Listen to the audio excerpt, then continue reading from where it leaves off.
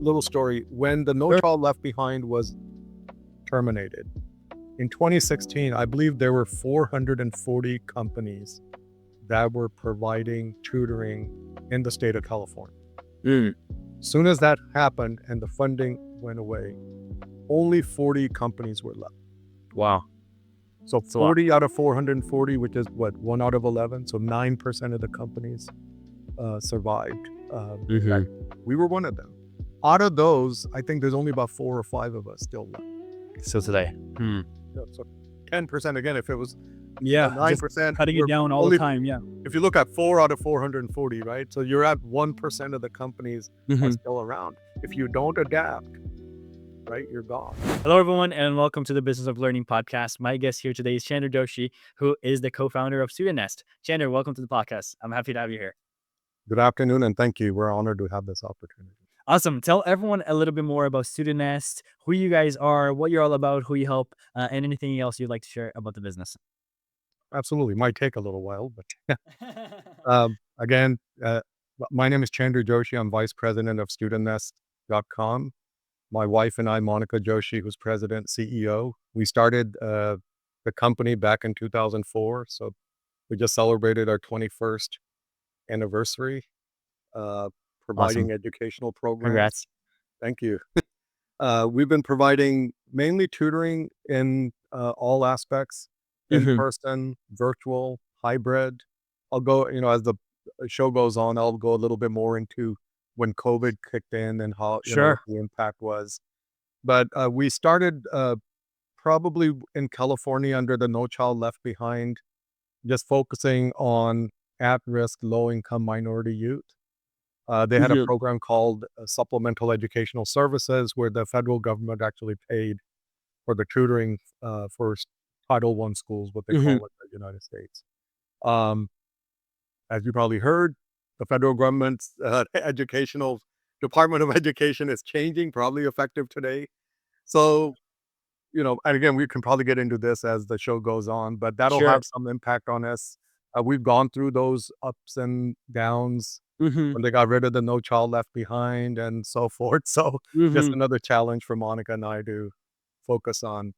But we've probably worked with over 750,000 youth throughout That's the awesome. United States and technically throughout the world.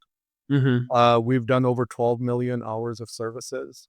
Majority of those will fall under tutoring in math, English, and science. hmm But we do STEM-based programs, college and career readiness, hmm mentoring. We do a lot of enrichment programs for after-school programs. We're hmm located headquartered in Fresno, California, which is in Central California.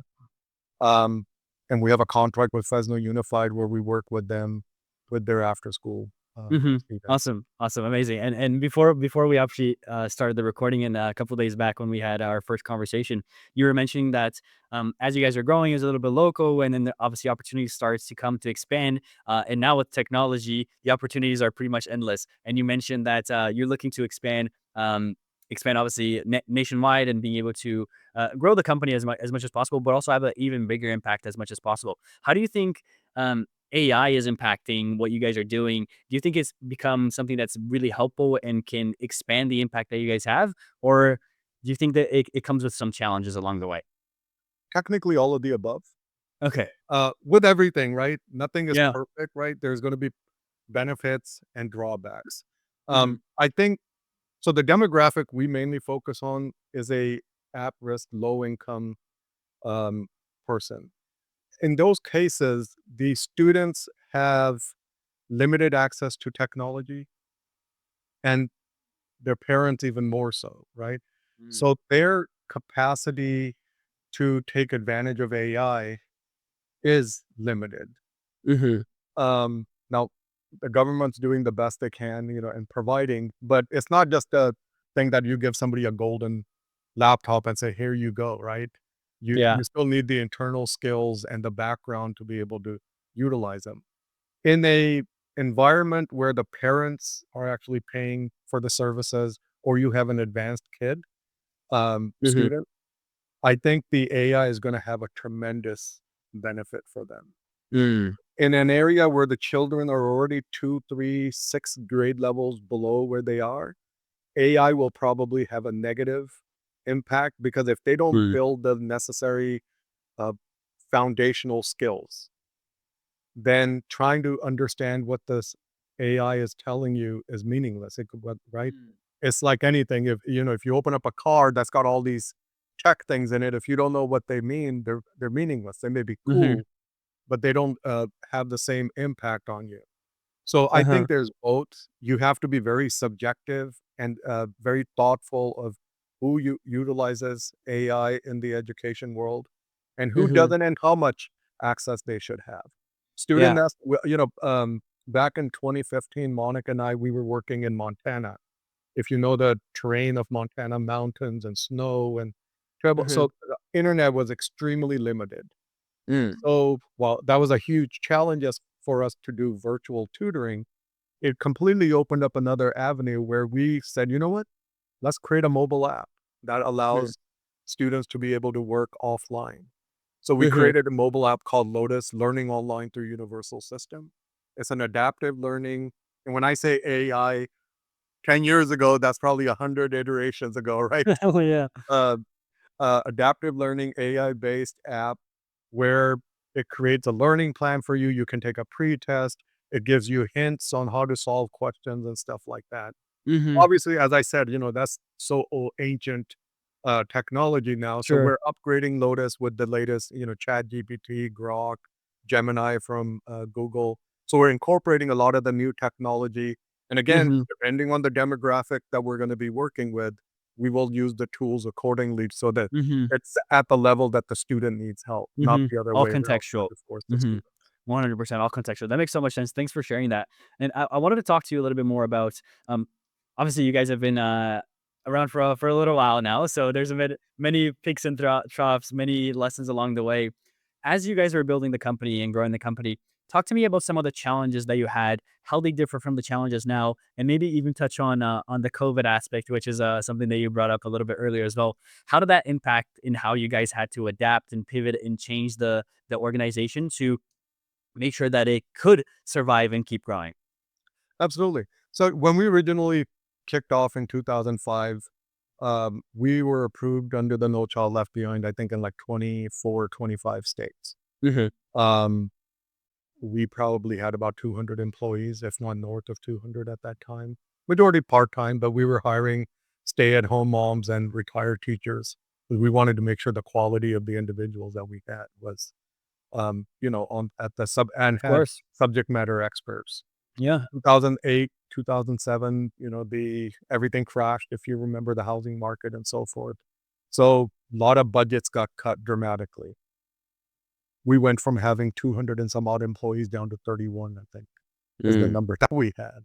And we went from having about 200 contracts down to maybe 15 or 20. Hmm. So, with that comes challenges, right? I mean, we started off by talking about challenges and so forth. So, that's where my um, I've got I'm 58, but I've been working since I was 7 years old, so I got 51 years worth of Mm. experience, Wow. in the working field. Yeah. And, obviously Monica has, we both have a great tandem as a team, and we started readjusting the business. I mentioned, in 2015, we ran into the issue in Montana. We Mhm. readapted. 2016, the No Child Left Behind was completely eliminated, and the funding that was coming from that completely went away. Hmm. So instead of relying strictly on the SES program, we started doing RFPs, requests for proposals, Hmm. going out there and getting grants. From then to now, we're working with about 25 agencies. Some of the agencies are the largest in the world. We work with Hmm. LA Unified School District, providing services at over 40 schools, working with over 2,000 students at any given time. We were honored enough last year to be selected as a sole vendor with LA County Libraries. So we Wow. provide in-person tutoring at 46 sites. I think we ended up having like 181 tutors during the summer, and I think we'll be back at that same number again when this summer Mhm. starts up. We work with Orange County Department of Education. One of the unique things Monica and I decided to, right when we knew that there was going to be this challenge, Mhm. we noticed that the juvenile justice system, there are a lot of youth that kind of get left behind. Hmm. So we got an opportunity to work in that field, and now we've created a niche market there where we provide tutoring, counseling, mentoring, STEM-based programs. Again, similar to what we were talking about before, this is a Yeah. demographic that most people don't think about. They do get left behind, Overlooked. and when they come back into the, uh, society, they're so far behind, right? Mm. So what we've been doing, we've had tremendous impact. We work with Orange County, Riverside County, San Bernardino, LA County Office of Education, all the probation departments in that area, and also Mhm. Fresno County Office of Education with their youth there. So these opportunities come and go. You brought up the COVID. Because of our uniqueness that we started as a virtual tutoring company way back in 2004, Mm. almost unheard of, Yeah. right? There was no Zoom at that time. There was no such thing as Google Meet, I think, maybe internally, but not for the public. Yeah. Skype was pretty much it. We actually worked with a team that we created a Skype type of a platform, and Mm. we utilize our own platform to provide with the recording, and special tools were there to do the work, and it paid huge dividends. The demographic we gave that technology to never seen it before. So Mhm. I'll going back to 2004, I literally used to sit with the kids and say, just go to another room and say, okay, let me show you. Let's play tic tac toe. So, because it was simple, right? Whether I had a Yeah, of second course, grader but, or like, it got 11th grader, the excitement across. That's the awesome. excitement, the interaction, and we're putting lines and an X and a O, and it was amazing. Yeah, Uh-huh. you could see the parents smiling in the background and so forth. Yeah. It was a great way to break the ice and just kind of introduce them to a simplistic technology where it's Yeah. taken for granted today, but at that I time know, it yeah, was it's just crazy. And that's right. so funny. It's funny how you bring that up, and it's, that reminded me of when I first also started going through Skype and, MSN back in the day, if anyone remembers MSN. Those are, Absolutely. like, the big ones, right, where everything started. And I remember there as though just, like, trying like, one, the technology was so advanced back in time, like, how do I even join the call and all these things? And then when you hop on the conversation, it's all just pixels in a way, like, it was such bad quality, but everybody was like, "Oh, I'm so excited to see you." And then having those conversations, I think it's such a Absolutely. cool way, and it's cool that you guys were, I guess, pioneers in that sense as well. We When it definitely put into the pioneer, and that was a great opportunity. So when COVID hit, I think almost everything shut down about a week ago, 5 years ago, right? Mhm. March 13th or 14th is when we Yeah, got notices, yeah, "Hey, you're right. everything is shutting down." And so we were asked, "How long is it gonna take you to ramp up?" Almost every vendor that was doing similar stuff with us, they're like, "Well, give us 3 weeks, a month, 2 months." And our response was, "Let's start Monday," because we Mm. were already doing virtual, You've known right? it. Yeah, lesson So from the past. yeah, so for LA probation, we've actually gotten a reference letter from them where they actually talk about this, that because of the background that StudentNest had, they were literally able to start right away because the o Mm. the only restrictions we had was, as a probation department, they can't just willy-nilly give internet to every student out there, right? There are Of protocols course. and so forth, right? Yeah, So that was limited. the only hiccup, if you will, but as soon as they were able to do it, we provided services, Mhm. uh, didn't have to have masks on and so forth. Yeah. There was a Actually, that's not true. For about a week or so, they had a policy, even if you're doing virtual, you have to wear a mask. So, uh, as much as you and I are both laughing, um, it was more of a psychological thing for Yeah, them. because everybody's wearing them and all these things. Yeah, They that's funny. wanted people to feel Yeah, like everybody's wearing them. of course, yeah, that's You're funny. the only one in the room with your own thing, and yet you were still Yeah, wearing a mask. that's funny. It of course, in the, I guess, the health side of things, that's so funny, but in the psychological, I guess it makes sense. Make sure that people are Yeah. feeling it with the community, part of everything that's going on, so that side makes sense. That's Yeah, and awesome. you have to go back to that time, right? Of It's course, easy everybody was scared, yeah. Yeah, it's easy that, now to make fun of it. I know I know, you and I are yeah. both laughing, that's right. But, I know, in yeah. the seriousness of people, I know a lot of family members that passed away and friends that 100%, passed same away. on So my yeah, side, yeah. Same obviously on it my side. wasn't and still isn't a joke. Millions of people, lives impacted worldwide, Yeah. right? Yeah, But it 100%. was just funny that our tutors were like, "But I'm the only one here. Why am I wearing a mask?" I'm like, Yeah, it "Don't is worry fun, about that's it. funny. It's a protocol." We Yeah, have to that's go hilarious. through, That's hilarious. So anyway. Yeah, and Chander, talk to me. I'd love to hear from you. This is a question that I've been asking everybody. I guess has become like a frame in the podcast, so you will be no different. I'll be asking that question to you too. But let's say you just had this amazing magic wand, a magic wand that can solve one thing, one challenge, one problem, one obstacle, whatever it might be in the business that will make you hitting your growth goals just like that. What's the one thing that you'd like to solve? Even though there are often many, for this question, you only get one. Well, interesting question. One thing that'll solve, I'm guessing most people would probably laughingly or seriously say funding, Oh, actually, that's funny. Funny enough, someone said, "Oh, yeah, $1 billion in my bank account." I'm like, yeah, send that my way as well. But we're right? talking about Yeah. actionable things that you can do in the business, of Eh, course. eh, but in a reality, a business's biggest asset and liability is funding, right? Of course, yeah. But for us, we were never connected enough where we were able to get VC funding and all that. So wherever we are now, and right now we have over 500 tutors working for us. Um, we, we're working at 25 agencies all the way from Palm Beach, Florida to South Carolina, North Carolina, Mhm, statewide contract with Louisiana, California. We're all over mhm. Texas. Um, it's really been that story about bootstrap. Monica and I, Yeah. we get a check in one hand and deposit it back into the StudentNest account in the other from the other hand and stuff. So we've kind of really done it by Mhm, the sweat equity, if you will, mhm, as a lot of startups. mhm. Well, 21 years. In some Of course. aspects, we're still in that startup phase because we're always having to reinvent ourselves. As I Mm, said, the Federal Department of Education is being mm, um, changed, right? Whether it's dissolved or not, only mhm. time will tell. While the initial reaction is, "Oh my God, there's negative," there's going to be a negative for a lot of people, but you can't always look at things change as a negative, right? Yeah. So wherever change is happening, you got to be able to adapt.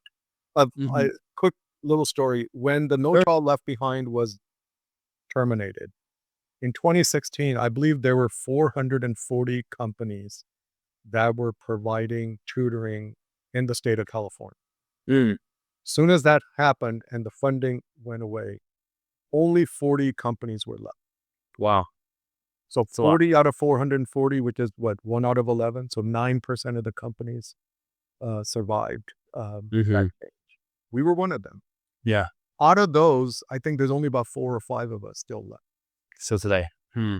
So 10% again, if it was, Yeah, just 9%, cutting it we're down all the only time, yeah. if you look at 4 out of 440, right? So you're at 1% of the companies are Mhm. still around. If you don't adapt, right, you're gone. So Mm. that is one challenge. You're asking about a challenge. The Yep. adaptability is extremely important, and it can't be adaptability when something happens, right? It's the pre-planning that will either make you Mhm. succeed or not succeed. So you may Hmm. still not succeed, right? But if you don't do the background work, then you're definitely Yeah. not going to make it, right? Yeah, for sure, yeah, So there's the 2 avenues. One yeah, is you don't adapt, which you for sure won't correct, succeed. The other one is you try and you do everything they and success is not guaranteed, correct. but there's always the chance of improvement. This one, there's 0 chance. So, was a 1,000,000% agree I with you there. and if you ever go to, we go to a temple and stuff, and I'm sure when you go Uh-huh. to a church or mosque, you will be told that, you know, you're responsible for the actions. You can't control the fruit that you're gonna get from those actions, right? So it's the Mhm. same thing, right? It's our job to do what is right, and then Yeah, we just hope that things 100%. work out, 100%, I and really love that, I really, and really things do work out in the long run. So, Yeah. that like I said, that as there are challenges with potential changes with the federal, government, there are opportunities. Homeschooling is, growing and growing. Charter schools are growing. Mhm. Like it or don't like it, there are educational scholarship accounts that are being created throughout the United States. I think there's 20 some odd states that are offering those, so that gives us another avenue, right? If you notice, I didn't just continue to say we provide tutoring, right? We have so many different strands that we're involved with because if you take a hit in one, our value is still there for other Yeah. enrichment programs, mentoring, tutoring, and so many other in-person, virtual. COVID, you would think COVID helped you grow the virtual business. For us, actually, it grew the in-person because Mm, once school started back, parents were really tired of virtual and the yeah. How can negative we go back to the connotation that usual? brought. Yeah. They really Awesome. wanted in person. Yeah. So we Very, very again, cool. if you don't adapt to that, then you're not there. Yeah. So we've gone from 80% virtual to 20% in person to probably Mhm. 60% at a bigger scale, 60% in person and 40% virtual. Mhm. So, Awesome. and Very, some very cool. Thank hybrid. you. Yeah, for sure. Thank you for sharing that. Yeah. Chandler, I have one final question, one Sure. final quick question for you here. And it's actually not a question from me. It's a question from my last guest to you, and they had no idea who you were. So Okay. are you ready for the question? Okay. Scared, but sure. Go for The it. question, the question is, what was the biggest lesson you learned last year? Biggest question I learned last year. What's the biggest lesson you've learned last year? Adaptability will help you succeed. Hmm. Again, it Yeah, feeds into what you're saying. Yeah. yeah, our but I mean, again, it it's not maybe the first time I had to deal with it. Hmm. Last year, uh, well, let me take that back. I mean, I think, um, what's the big lesson? I need to Monica and I need to kind of back out of the day-to-day activities Mm, and hire. So now we have a director of operations, never had it before. We mm, have a director of HR. We're delegating a lot more mm, responsibilities. mhm. Very challenging for based on you don't know me that well, but if somebody knows me, they're like, I'm very hands-on.